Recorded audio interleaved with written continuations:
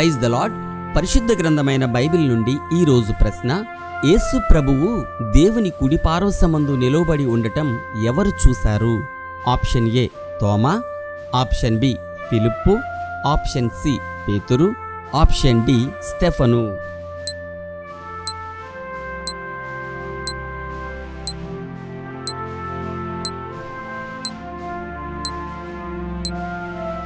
సరి అయిన జవాబు స్టెఫను.